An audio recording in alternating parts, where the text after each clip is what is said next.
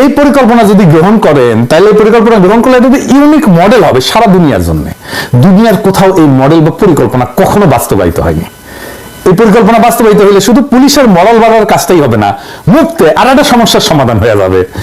তো এই কথাটা করার সময় আমি আমার পেশাদার জীবনের প্রফেশনাল ক্যারিয়ারের একটা বেদনার কথা বলি আর কি, আমার ক্ষুদ্র ভ্রাতার ভগ্নীদের জন্য। আপনারা হয়তো সৃজনশীল কোনো সমাধান দিলে ইনকা একটা প্রবলেমে পড়তে পারেন। আমি যতগুলো ইউনিক সলিউশন দিছি আমার পেশাগত জীবনে, বেশিরভাগ ক্ষেত্রে উত্তর এসেছে আমার বসদের কাছ থেকে যে এটা কেন আর কেউ আগে করে নাই।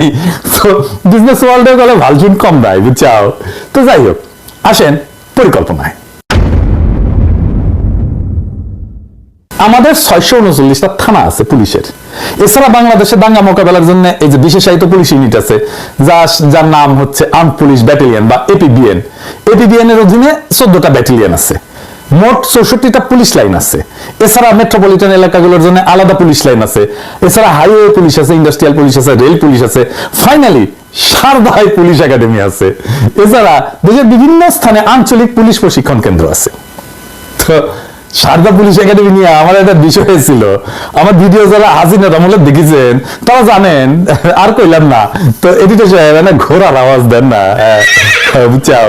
এটা এখন আমার যারা পুরানা দর্শক তারা জানে এটা কি। প্রফেসর ইউনূসের উপদেষ্টা মন্ডলী শুনে রাখেন, হাসিনার মন্ত্রীদের কালে ওই সারদা একাডেমির ঘোড়ার থেরাপি দিতাম নিয়মিত। এডিটর সাহেব আর এবার সাউন্ড দেন, আপনাদের জন্য দিতে না হয়, আমি কালে থেরাপি দিতে দ্বিধা করবো না, বুঝাও। শুনে নিয়েন এই থেরাপিটা কি জিনিস। যাই হোক, এই সমস্ত জায়গায় যেগুলো কথা কইলাম, এই যে পুলিশের যতগুলো অফিস আছে, থানা আছে, ইত্যাদি ইত্যাদি, এই জায়গায় মূলত থানাগুলোতে যোগ্যতা অনুসারে 2 বা ততোধিক এই বিপ্লবে আহত ছাত্রদের নিয়োগ দেওয়া হোক পাবলিক রিলেশনস অফিসার হিসেবে। সারদা একাডেমি এবং পুলিশ ট্রেনিং একাডেমি গুলোতে ট্রেনার হিসেবে নিয়োগ দেওয়া যেতে পারে, পুলিশ লাইনে সাপোর্ট স্টাফ হিসেবে। কিন্তু থানাগুলোতে যেখানে জনগণের সাথে যোগাযোগ, সেখানে পাবলিক রিলেশনস অফিসার হিসেবে।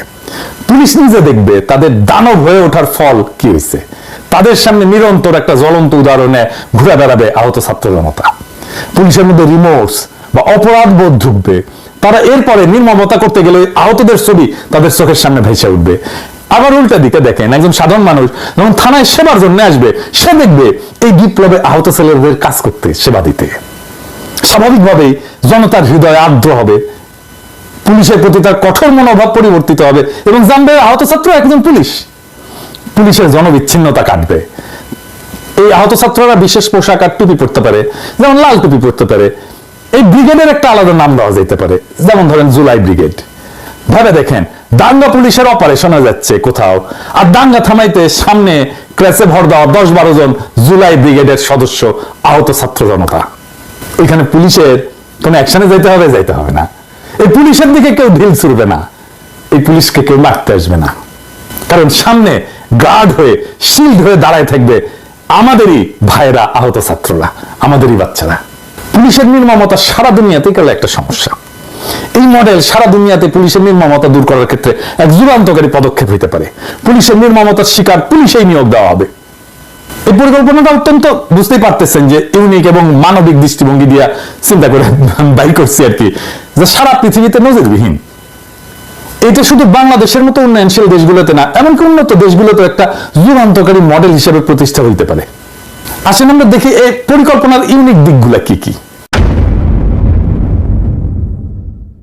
1 নাম্বার, পুলিশ বাহিনীর মধ্যে রিমোর্স বা অনুশোচনা তৈরি হবে।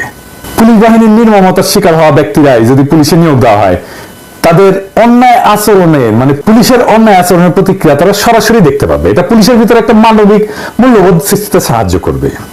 2 নাম্বার, আহতদের পুনর্বাসন। এইটা হয়ে যাবে, একটা বড় অংশের পুনর্বাসন হয়ে যাবে এই প্রক্রিয়ার মধ্যে দিয়া, 2 পক্ষেই লাভ। 3 নাম্বার, পাবলিক রিলেশন উন্নত হবে। যেমন আহত ছাত্র বা নাগরিকদের পাবলিক রিলেশন অফিসার হিসেবে নিয়োগ দিলে সাধারণ জনগণের কাছে পুলিশের ভাবমূর্তি পরিবর্তিত হবে। থানায় গিয়া মানুষ সেবা পাওয়ার সময় আহতদের দেখা পুলিশের মানবিক দিকটা উপলব্ধি করবে। 4 নাম্বার, দাঙ্গা মোকাবেলার নতুন কৌশল। ধরেন দাঙ্গা মোকাবেলার সময় আহত এবং ক্র্যাশে ভর দিয়া দাঙ্গার সামনে দাঁড়ানো জুলাই ব্রিগেড দাঙ্গা প্রশমনে সহায়ক হবে। এরা তো সাহসী ছেলে, এরা তো দাঙ্গার সামনে দাঁড়াইতে ভয় পাবে না, ওইখানে যেই তো তারা আহত হয়েছে।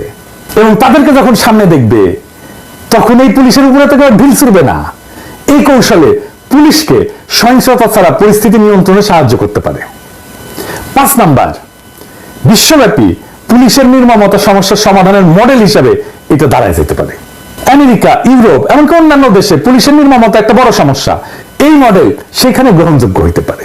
রেস্টোরেটিভ জাস্টিস প্রোগ্রাম বলে একটা মডেল আছে, যাতে নির্যাতিতদের সাথে অপরাধীদের সামনাসামনি বসানো হয়, যাতে অপরাধীরা তাদের কর্মের প্রভাব বুঝতে পারে। কিন্তু আমি যে প্রোগ্রামের পরিকল্পনা দিলাম আর কি এতক্ষণ ধরে, এটা কিন্তু রেস্টোরেটিভ জাস্টিস প্রোগ্রামের মতো না। আমি বলতেছি সরাসরি পুলিশ বাহিনীতে আহতদের নিয়োগ দিতে হবে।